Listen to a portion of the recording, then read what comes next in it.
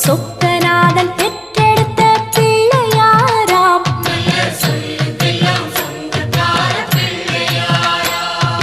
கைலாய மலைய விட்டு தெற்கே வந்தாராம்.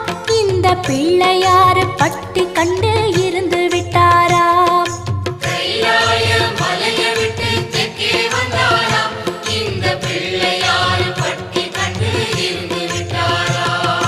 கணபதியார் வந்தாரம்மா, நம்ம உறவாக நின்னாரம்மா. கணபதியார் வந்தாரம்மா, நம்ம உறவாக நின்னாரம்மா. சொக்க